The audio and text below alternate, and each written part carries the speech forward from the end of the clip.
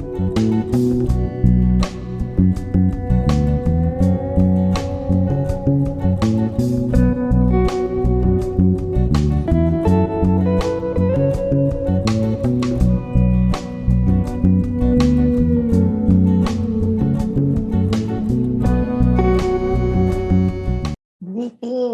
sa inyong tanan dira nga gatan-aw sang PLS.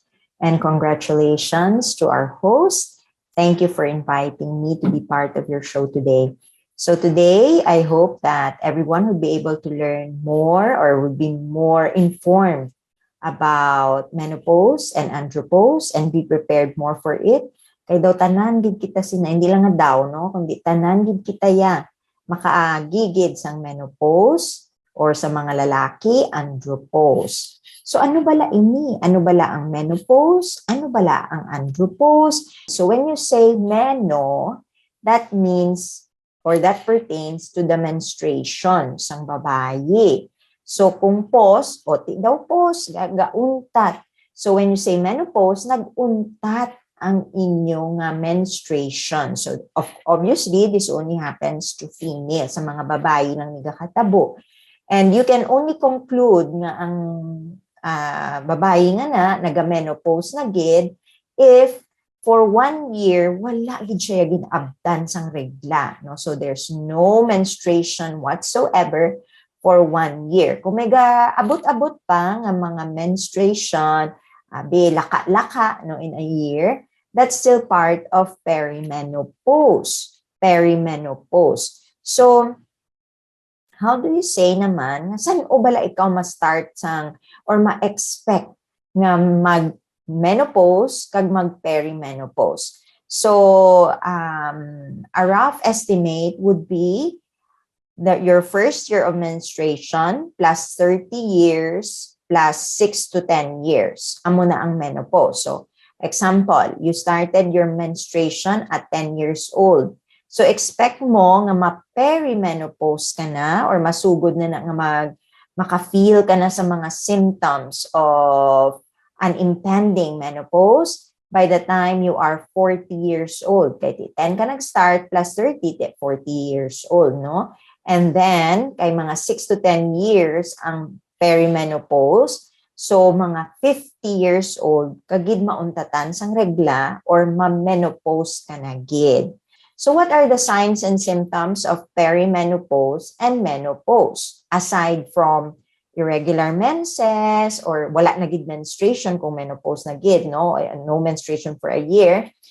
Pwede ka muna nga makabatsyag sang mga night sweats, no? Gapla malhas ka sa gabi. Nga bisan nga gakinurog na ang iban mo nga mga kaupod, you yourself are having night sweats. Or you can have hot flushes. That means that some parts of your body feel very hot or you just feel very, very warm. Kainit gid, even if ang aircon grabe nakabaskog. Or you may have vulvovaginal itchiness and dryness. So dito sa private part, sa dalom, sa vagina, gamalana. So kay malana siya, tiga pangatol. So, and of course, when you have intercourse, masakit, no? So masakit. And that really happens during perimenopause because your estrogen levels are already decreasing. You may also have sleep disturbances, hindi na ka makatulog sang maayo, no? Because we also need estrogen, estradiol specifically, affects the production of melatonin. So kung wala ka kayo sang estrogen, wala ka kayo sang estradiol, wala ka man sang ma-produce mayo nga melatonin that helps you sleep at night. You can also have impaired memory or malipaton na, no, poor concentration, or you can also go into a depression or anxiety. Ano naman niya ang andropause, no? So before I teach you how to handle the menopause and the perimenopause, let's also be kind to the men so they can also understand because they also go through a menopausal stage and that's called andropause. And to them, it comes earlier. So during the midlife. Midlife is 40 to 60 years old. So amo gani gahambal nga midlife crisis, no? Ang mga lalaki gaagi sa midlife crisis. And this is because their testosterone during this time are starting to decline. So during midlife or during andropause, ang testosterone na in charge, no, sa sperm production, sa sex drive, sa bone health, sa muscle integrity, sa hair growth, gapanaog kay tungod dira though si general dira sa dalom hindi nakahansalot sang tudo-tudo. So that's because of the decrease in testosterone. And some of the men, when they undergo andropause, they may also have enlargement of the breast. So gadako ang ilang nga breast, no? So daw gaka-conscious na gid sila da.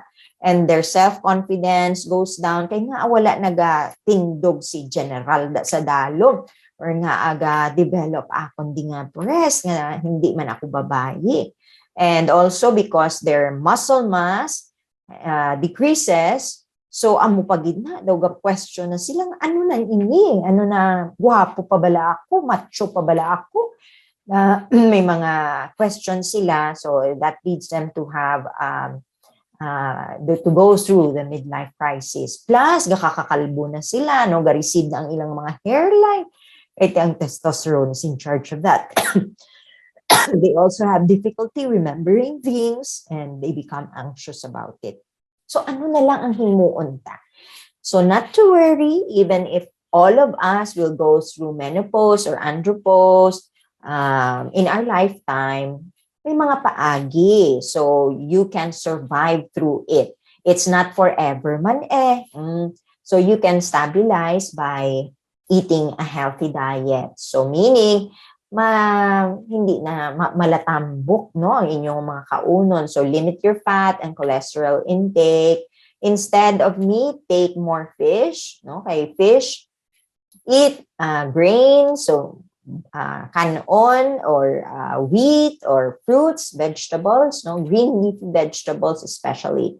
And mag-inom gid sang madamo nga tubig. Ensure that you take in sufficient vitamins and minerals, especially calcium, zinc, vitamin C, D, and E. Then stop also nicotine. You know, it will help. Not only will that help in lowering down the symptoms that you will feel from menopause and andropause, but it also can keep your bones intact, no? Hindi ka mo mag-osteoporosis. Stop alcohol, stop prohibited drugs like shabu, marijuana, untatana na, no? And for the female, you can drink 1 glass of soya milk daily. For the males, you can take 1 tablespoon of raw ginger, ang ano bala, luya, no, luya.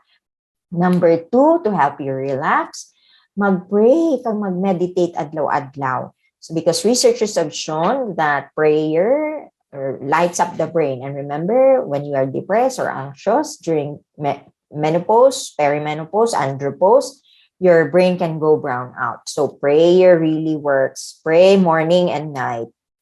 Number 3, mag-exercise. Gid tuwing umaga. Not only does it firm up your muscles, which starts to waste or inambalang amat-amat na siya dula kung perimenopause kita or menopause or andropause. So mag-exercise gid adlaw-adlaw. Number 4, avoid mga hot flash triggers, no? So these are for the girls. So caffeine, alcohol, spicy food. So these are the substances na may caffeine. Avoid gid ina. And the last tip that I can give you is keep yourself cool. So dress in layers. Parang kung gahat flash ka, tekakson mo ang bayo. Kung natugnawan ka, ibalik mo lang ang mga layers, no? So just layers and sleep in a cool room. Make sure nga may electric fan or may ventilation gid. That way, menopause, andropause will be easy as 1, 2, 3.